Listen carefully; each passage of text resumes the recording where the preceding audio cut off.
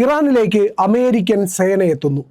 ട്രംപിൻ്റെ അടുത്ത കളിയാണ് ഇറാൻ എന്ന് ബോധ്യപ്പെടുത്തുന്ന രീതിയിലാണ് വാർത്തകൾ വരുന്നത്. വെനിസ്വേലയിലേക്ക് വലിയ തോതിൽ സൈന്യത്തെ അയച്ചുകൊണ്ട് വലിയൊരു ഓപ്പറേഷൻ നടത്തിക്കൊണ്ട് അവിടുത്തെ സർക്കാരിനെ അട്ടിമറിച്ചു, മഡുറോയെ പിടിച്ചുകൊണ്ടുപോയി. അതുപോലെ ഇനിയൊരു നീക്കം നടത്താൻ ഒരുങ്ങുകയാണ് അമേരിക്ക ഇറാനിന് നേർക്ക്. പക്ഷേ ഇറാനിന് നേരെ അങ്ങനെ ഒരു നീക്കം നടത്തിയാൽ വെനിസ്വേലയെ പോലെ ആക്രമിക്കാതെ മിണ്ടാതിരിക്കുന്ന ഒരു രാജ്യമായിരിക്കില്ല ഇറാൻ എന്നുള്ളതാണ്. കാരണം ഇറാൻ വലിയ സൈനിക ശേഷിയുള്ള ഒരു രാജ്യമാണ്. അവർ ഉറപ്പായിട്ടും തിരിച്ചടിക്കും. അമേരിക്കയ്ക്ക് നേരെ ഒരു ആക്രമണത്തിന് പോലും അവർ മുതിർന്നേക്കും. അത് എത്രത്തോളം ഫലവത്താവും എന്നുള്ളതൊക്കെ പിന്നെയുള്ള കാര്യമാണ്. പക്ഷേ അത്തരത്തിലൊരു ആക്രമണത്തിന് ഇറാൻ ഉറപ്പായും ഉരുമ്പെടുമെന്നുള്ളതാണ് ഏറ്റവും പ്രധാനപ്പെട്ട കാര്യം. കാരണം ഇറാനിൽ ഇപ്പോൾ നടന്നുകൊണ്ടിരിക്കുന്ന പ്രക്ഷോഭത്തെ അവർ അടിച്ചമർത്തുന്ന രീതി അതാണ്. ഏതാണ്ട് 2500ഓളം പേരെയാണ് ജയിലിൽ ഇപ്പോൾ തന്നെ ആക്കിയിട്ടുള്ളത് എന്നുള്ളതാണ്. അപ്പോൾ വലിയ തോതിൽ ജയിലുകൾ നിറഞ്ഞുകൊണ്ടിരിക്കുന്നു.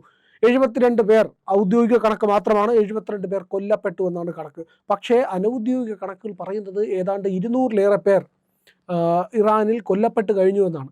ഇൻ്റർനെറ്റ് പൂർണ്ണമായിട്ടും വിച്ഛേദിച്ചു, ഫോൺ കണക്ഷനുകൾ വിച്ഛേദിച്ചു. എന്നിട്ട് പോലും അവിടെ പ്രതിഷേധം വലിയ തോതിൽ നടന്നുകൊണ്ടിരിക്കുന്നു. ജനങ്ങൾ തെരുവിലേക്ക് ഇറങ്ങുന്നു, ജനകീയ പ്രക്ഷോഭമാണ് നടക്കുന്നത്. ഇതിൻ്റെ കാരണം അറിയാലോ. ആദ്യം ഈ പ്രശ്നം തുടങ്ങുന്നത് അവിടുത്തെ സാമ്പത്തിക പ്രതിസന്ധിയിൽ നിന്നാണ്. വലിയ തോതിലുള്ള വിലക്കയറ്റം ഉണ്ടായി. അവശ്യ സാധനങ്ങളൊന്നും തന്നെ കിട്ടാനില്ല. കിട്ടുന്ന സാധനത്തിന് വലിയ വിലയാണ്. അങ്ങനെ സാമ്പത്തിക പ്രതിസന്ധി ഉണ്ടായി. അവരുടെ റിയാല്, കറൻസി വലിയ രീതിയിൽ തകർന്നു പോയി. ആ കറൻസി തകർന്നു പോകുന്നത് കൊണ്ട് തന്നെ അവിടെ വിലക്കയറ്റം അതിരൂക്ഷമാവുകയും ചെയ്തു. അങ്ങനെ സാമ്പത്തിക പ്രശ്നങ്ങളിൽ നട്ടം തിരിഞ്ഞുകൊണ്ടിരിക്കുന്ന ഇറാനിൽ വലിയ തോതിലുള്ള പ്രതിഷേധം ജനങ്ങളുടെ ഭാഗത്ത് നിന്ന് തുടങ്ങി എന്നുള്ളതാണ് ഏറ്റവും പ്രധാനപ്പെട്ട കാര്യം. അങ്ങനെ ജനങ്ങൾ ആവശ്യപ്പെടാൻ തുടങ്ങി. ഞങ്ങളുടെ സ്വാതന്ത്ര്യം, ഞങ്ങളുടെ ജീവിതം, ഞങ്ങളുടെ ഭക്ഷണം, ഇതൊക്കെ ചോദിച്ചുകൊണ്ട് ജനങ്ങൾ തെരുവിലേക്ക് ഇറങ്ങി. ജനം തെരുവിലേക്ക് ഇറങ്ങിക്കഴിഞ്ഞപ്പോൾ ആദ്യഘട്ടത്തിൽ ഈ പറഞ്ഞ വിലക്കയറ്റത്തിന്, സാമ്പത്തിക അരക്ഷിതാവസ്ഥയ്ക്കും സർക്കാരിൻ്റെ നയങ്ങൾക്കെതിരെയാണ് പ്രക്ഷോഭം തുടങ്ങിയെങ്കിൽ ഇപ്പോൾ ഭരണമാറ്റം എന്നുള്ള വ്യക്തമായ മുദ്രാവാക്യം ഇറാനിൽ വിളിച്ചു തുടങ്ങിയിരിക്കുന്നു അവിടുത്തെ ജനങ്ങൾ എന്നുള്ളതാണ്. അവർ പരസ്യമായി ആവശ്യപ്പെടുകയാണ്. ഖമൈനിയുടെ ചിത്രം എടുത്തിട്ട് സിഗരറ്റ് കത്തിച്ചിട്ട് അത് വെച്ച് ആ പടം കത്തിച്ച് കളയുന്ന പെൺകുട്ടികളുടെ ചിത്രങ്ങൾ മാധ്യമങ്ങളിലൂടെ പുറത്തു വന്നു. അന്താരാഷ്ട്ര മാധ്യമങ്ങളിലെല്ലാം അത് റിപ്പോർട്ട് ചെയ്യും. നമ്മുടെ കേരളത്തിലും എല്ലാം റിപ്പോർട്ട് ചെയ്തു. അങ്ങനെ പ്രതിഷേധം അതിശക്തമായ രീതിയിൽ ഇറാനിലെ ഭരണകൂടത്തിനെതിരായിട്ട്, ആയത്തുള്ള ഖമൈനിക്കെതിരായിട്ട് നിലനിൽക്കുകയാണ് എന്നുള്ളതാണ്. ഖമൈനിയുടെ ഭരണത്തിനോട് വലിയ വിയോജിപ്പ് അവിടുത്തെ യുവജനങ്ങൾക്കുണ്ട്. ആ നേരത്തെ തന്നെ ഹിജാബ് എന്ന് പറയുന്ന മതപരമായിട്ടുള്ള വസ്ത്രത്തിനെതിരെ വലിയ തോതിൽ അവിടെ പ്രതിഷേധം ആരംഭിച്ചിരുന്നു. ഇത് ഹിജാബ് നിർബന്ധമാക്കിയിരിക്കുകയാണ്. ഹിജാബ് ധരിക്കാതെ പുറത്തിറങ്ങുന്നവർക്കെതിരെ കേസെടുക്കുകയൊക്കെ ചെയ്തു. ശരിക്കും ഇറാൻ എന്ന് പറയുന്നത് വളരെ മോസ്റ്റ് മോഡേൺ ആയിട്ടുള്ള ഒരു ജനങ്ങളാണ് അവിടെ ഉള്ളത് എന്നുള്ളതാണ്. അവിടുത്തെ ജനങ്ങൾ വളരെ പുരോഗമനവാദികളാണ്. അവർ ഈ പറയുന്ന മതാചാരം മാത്രം പാലിച്ച് ജീവിക്കുന്ന ആൾക്കാരല്ല. എന്നിട്ട് കൂടിയും അവിടെ മതാചാരം അടിച്ചേൽപ്പിക്കപ്പെടുകയായിരുന്നു ചെയ്തത് എന്നുള്ളത്. ആയത്തുള്ള ഖമൈനി എന്ന് പറയുന്നത് വലിയ അവരുടെ മത നേതാവാണ് എന്നുള്ളതാണ്. അവരുണ്ടാക്കി വെച്ചിരിക്കുന്ന സൈനിക സംവിധാനങ്ങൾ, അതെല്ലാം തന്നെ ഒരു ഇസ്ലാമിസ്റ്റ് ഭരണകൂടത്തിന് ഉള്ള രീതിയിലാണ് ഇതെല്ലാം പണിഞ്ഞ് വെച്ചിരിക്കുന്നത് എന്നുള്ളതാണ്. ഷിയ ഭൂരിപക്ഷമുള്ള രാജ്യവും കൂടിയാണ് ഇറാൻ എന്നുള്ളത് വളരെ പ്രധാനപ്പെട്ട കാര്യമാണ്. അങ്ങനെ വലിയ തോതിലുള്ള പ്രതിഷേധങ്ങൾ അവിടെ നടന്നുകൊണ്ടിരിക്കുമ്പോഴാണ് ട്രംപ് ഇപ്പോൾ പറയുന്നത്, ട്രൂത്ത് സോഷ്യലിൽ കുറിച്ചിരിക്കുകയാണ്, വേണ്ടി വന്നാൽ ഞാൻ സൈന്യത്തെ അയച്ച് അവിടുത്തെ ജനങ്ങളെ സ്വാതന്ത്ര്യത്തിലേക്ക് കൊണ്ടുവരും, ജനാധിപത്യത്തിലേക്ക് കൊണ്ടുവരും. ഇതാണ് ട്രംപ് പറഞ്ഞിരിക്കുന്നത്. അങ്ങനെ പറഞ്ഞ പോലെ അങ്ങ് സൈന്യത്തെ അയച്ച് ഇറാഖിലൊക്കെ ചെയ്ത പോലെ അങ്ങ് അട്ടിമറിക്കാമെന്ന് വിചാരിച്ചു കഴിഞ്ഞാൽ ഇത്തിരി ബുദ്ധിമുട്ടായിരിക്കും. ഇറാഖിൽ തന്നെ ബുദ്ധിമുട്ടായിരുന്നു. ഇനിയിപ്പോൾ ഇറാനിലേക്ക് ചെല്ലുകയാണെങ്കിലും അതും കനത്ത പ്രശ്നങ്ങൾ ഉണ്ടാക്കുമെന്നുള്ള കാര്യത്തിൽ സംശയമില്ല. പിന്നെ അമേരിക്കയ്ക്ക് എളുപ്പമാണ്. പാകിസ്ഥാനിൽ നിന്ന് കയറിയാൽ മതി. പാകിസ്ഥാൻ അവരുടെ ഒരു സൈനിക താവളമാണ്, അമേരിക്കയുടെ ഒരു സൈനിക താവളമാണ്. എന്തായാലും പാകിസ്ഥാനോട് അതുകൊണ്ട് തന്നെ ഇറാന് തീരെ മമതയില്ല എന്നുള്ളതും പ്രധാനപ്പെട്ട കാര്യമാണ്.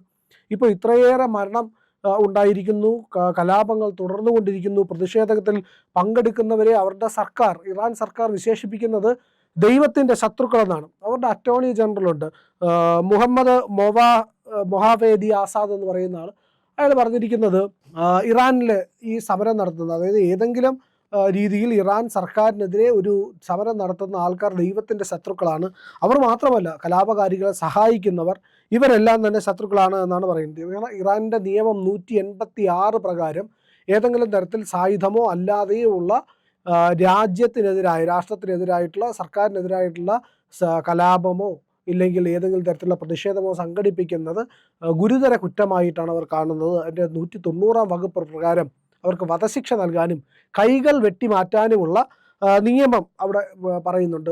മത നിയമവും കൂടെയാണത് എന്നുള്ളത് കൂടി ഓർക്കേണ്ടതുണ്ട്. അപ്പോൾ അങ്ങനെ കൈകളൊക്കെ വെട്ടിമാറ്റാൻ, കൈയും തലയൊക്കെ വെട്ടിമാറ്റാൻ പറ്റുമെന്നാണ് അവരുടെ നിയമത്തിനകത്ത് തന്നെ പറയുന്നത്. അപ്പോൾ അവിടുത്തെ രാജ്യത്തിനെതിരായിട്ടുള്ള യുദ്ധം ചെയ്യലായിട്ട് ഇതിനെ കണക്കാക്കുന്നു എന്നുള്ളതാണ്. അതുപോലെ തന്നെ മുൻപ് ഷാ ഭരണകാലഘട്ടത്തിൽ ഉണ്ടായിരുന്ന അവരുടെ ഇപ്പോഴത്തെ കിരീടാവകാശി, അവിടുത്തെ രാജഭരണം ഉണ്ടായിരുന്നെങ്കിൽ അവിടുത്തെ കിരീടാവകാശിയായിട്ടുള്ള റസ പഹ്ലവി എന്ന് പറയുന്ന ആൾ, അദ്ദേഹം ഇപ്പോൾ US-ലാണുള്ളത്. അദ്ദേഹം ഇറാനിലേക്ക് തിരിച്ച് വരാൻ ആഗ്രഹിക്കുകയാണ്. ഈ റസ പഹ്ലവിയും അമേരിക്കയിൽ ഇരുന്നു കൊണ്ട് ഇറാനിലെ കലാപകാരികൾ ഇല്ലെങ്കിൽ പ്രതിഷേധക്കാരോട് ആഹ്വാനം ചെയ്യുകയാണ്, നിങ്ങൾ പഴയ ചിഹ്നങ്ങൾ, ഷാ ഭരണകാലത്തെ ഇറാൻ്റെ ദേശീയ പതാക ഇതെല്ലാം ഉയർത്തിക്കൊണ്ട്, ആ ചിഹ്നങ്ങളെല്ലാം ഉയർത്തിക്കൊണ്ട് സർക്കാരിനെ താഴെ ഇറക്കണം, അവർക്കെതിരെ പ്രതിഷേധം നടത്തണമെന്നാണ് ആവശ്യപ്പെടുന്നത് എന്നുള്ളതാണ്. അത്തരത്തിൽ റസ പഹ്ലവി അവിടെ തിരിച്ചു വരികയും ആയത്തുള്ള ഖമൈനിയെ മാറ്റിയിട്ട് അധികാരം പിടിച്ചെടുക്കുകയും ചെയ്യുകയാണെങ്കിൽ അത് അമേരിക്കയ്ക്ക് ഏറ്റവും ഫേവറബിൾ ആയിട്ടുള്ള ഒരു കാര്യമായിട്ട് മാറും. അമേരിക്കയ്ക്ക് ഗുണകരമാകുന്ന രീതിയിൽ ആ രാഷ്ട്രം മാറുമെന്നുള്ളതാണ്. അവരുടെ അണുബോംബ് നിർമ്മാണവും അതുപോലുള്ള കാര്യങ്ങളൊക്കെ അറിയാവുന്നതാണ്. ഖമൈനി ഇസ്രായേലിനെതിരെ നിലപാടെടുത്തിരിക്കുന്നു, അമേരിക്കയ്ക്കെതിരെ നിലപാടെടുത്തിരിക്കുന്നു എന്നുള്ളത് ഏറെ പ്രധാനപ്പെട്ട കാര്യമാണ്. അതുകൊണ്ട് തന്നെ ഇറാനെ ഡിസാർം ചെയ്യുക, അതായത് നിരായുധീകരിക്കുക എന്നുള്ളത് അമേരിക്കയുടെ ഒരു ലക്ഷ്യമാണ്. ആ ലക്ഷ്യത്തിലേക്കുള്ള ഒരു യാത്രയാണ്. ഡീപ് സ്റ്റേറ്റിൻ്റെ കളിയായിരിക്കും സ്വാഭാവികമായിട്ടും ഇറാനിൽ ഇത്തരത്തിലുള്ള പരിപാടികളൊക്കെ നടത്താറുള്ളത്. സാധാരണ ഡീപ് സ്റ്റേറ്റാണ് ഈ പറയുന്ന രീതിയിൽ ഏതെങ്കിലും ഒരു രാജ്യത്തിനകത്ത് ആഭ്യന്തര പ്രശ്നങ്ങൾ ഉണ്ടാക്കി അതിലൂടെ മുതലെടുപ്പ് നടത്തുക എന്നുള്ളത് അമേരിക്കയുടെ സ്ഥിരം ശൈലിയും രീതിയും ഒക്കെയാണ് എന്നുള്ളത് ജനങ്ങൾക്കെല്ലാവർക്കും, മനുഷ്യർക്കെല്ലാവർക്കും അറിയാവുന്ന കാര്യമാണ്. ഏതായാലും അത്തരത്തിലൊരു ആക്രമണത്തിനാണ് ഇല്ലെങ്കിൽ സൈനിക നീക്കത്തിനാണ് ട്രംപ് ശ്രമിക്കുന്നത് എന്നുള്ളതാണ്. ആ സൈനിക നീക്കം എത്രത്തോളം വിജയിക്കുമെന്ന് ചോദിച്ചു കഴിഞ്ഞാൽ വലിയ പ്രശ്നമാണ്. കാരണം അമേരിക്കയുടെ ജനങ്ങൾ ഇത്തരത്തിലുള്ള സൈനിക നീക്കത്തിനെതിരാണ്. കാരണം അവിടുത്തെ ജനങ്ങളാണ് മരിക്കുന്നത്. അവർ പട്ടാളത്തിൽ ചേർന്നിരിക്കുന്നു, ആ പട്ടാളം ഇറാഖിൽ പോകുന്നു, യുദ്ധം ചെയ്യുന്നു, കുറേ പേർ മരിക്കുന്നു, വീണ്ടും അഫ്ഗാനിസ്ഥാനിൽ വരുന്നു, യുദ്ധം ചെയ്യുന്നു, മരിക്കുന്നു. അപ്പോൾ അങ്ങനെയാണ് ഒബാമ ഭരണാധികാരിയായി അമേരിക്കയിലെത്തിയപ്പോൾ നയം മാറ്റി. No boots on ground. ആൾക്കാരെ ഇനി യുദ്ധത്തിന് വിട്ടുകൊടുക്കുന്ന പരിപാടിയില്ല, യുദ്ധം ചെയ്യിക്കുന്ന പരിപാടിയില്ല. പോയി ഏരിയൽ സ്ട്രൈക്കുകൾ മാത്രം നടത്തുക എന്നുള്ളത്, വിമാനവും ഡ്രോണുകളൊക്കെ വെച്ച് ആക്രമണം നടത്തുക. അങ്ങനെയാണ് കഴിഞ്ഞ ദിവസവും ആക്രമണം ഉണ്ടായത്. ഇവിടെ സിറിയയിലുണ്ടായി. ISIS-ൻ്റെ ഭീകര കേന്ദ്രങ്ങൾ ആക്രമിക്കുകയും കുറേ ഭീകരരെ കൊല്ലുകയൊക്കെ ചെയ്തു. അപ്പോൾ ഇതാണ് സ്ഥിരമായിട്ട് അമേരിക്ക ചെയ്യുന്നത്. ഈ ഹൂത്തികൾക്കെതിരായിട്ടുള്ള ആക്രമണവും അമേരിക്ക നടത്തുന്നത് അങ്ങനെ തന്നെയാണ്. അപ്പോൾ അല്ലാതെ ഈ പറയുന്ന പട്ടാളക്കാരെ അയച്ചുകൊണ്ടുള്ള യുദ്ധമൊക്കെ അവർ അവസാനിപ്പിച്ചാണ്. ഇപ്പോൾ ഇനി ഇറാനിൽ ഏത് തരത്തിലായിരിക്കും അമേരിക്ക ഇറങ്ങുകയാണെങ്കിൽ ഓപ്പറേഷൻ നടത്തുക എന്നുള്ളത് കൂടിയുണ്ട്. ഒരു കമാൻഡോ സംഘത്തെ വിട്ട്, ഈ പറഞ്ഞ പോലെ വെനിസ്വേലയിലേക്ക് അയച്ചതുപോലെ ഒരു കമാൻഡോ സംഘത്തെ വിട്ട് അവിടെ ആക്രമണം നടത്തി ഖമൈനിയെ പിടിച്ചുകൊണ്ട് പോകാനാണോ ഉദ്ദേശം എന്നുള്ളതൊക്കെ വലിയ ചോദ്യമാണ്. എന്തായാലും ശരി തന്നെ, ഇറാനിൽ ഒരു വലിയ മുന്നേറ്റം നടത്താൻ അവിടുത്തെ ജനങ്ങൾ തയ്യാറായി. അവർ ഭരണ മാറ്റത്തിന് വേണ്ടി ആഹ്വാനം ചെയ്തിരിക്കുന്നു. മതഭരണം ഇനി വേണ്ട എന്നുള്ള നിലപാടെടുക്കുമ്പോൾ ട്രംപ് പറയുകയാണ്, ഞാൻ അവിടേക്ക് സൈന്യത്തെ അയക്കാൻ പോകുന്നു, സൈന്യത്തെ അയച്ചുകൊണ്ട് അവിടുത്തെ ഭരണമാറ്റത്തിന് വേണ്ടി ഞാൻ നീക്കം നടത്തും, വേണ്ടി വന്നാൽ സൈന്യത്തെ അയക്കുമെന്നാണ് ട്രംപ് പറയുന്നത്. അത് ഏറെ ഗുരുതരമായിട്ടുള്ള ഒരു പ്രശ്നത്തിലേക്കായിരിക്കും കാര്യങ്ങളെ കൊണ്ടെത്തിക്കുക. പ്രിയപ്പെട്ട പ്രേക്ഷകരെ, ഇന്ത്യ ലൈവ് സബ്സ്ക്രൈബ് ചെയ്യുക. നിങ്ങൾ നൽകുന്ന പിന്തുണയാണ് ഇന്ത്യ ലൈവിൻ്റെ ഊർജ്ജം.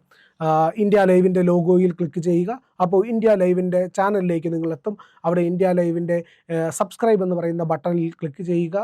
അതിനുശേഷം ബെൽ ഐക്കൺ അമർത്തുക, ലൈക്ക് ചെയ്യുക, ഷെയർ ചെയ്യുക, മറ്റുള്ളവരോട് സബ്സ്ക്രൈബ് ചെയ്യാൻ പറയുക.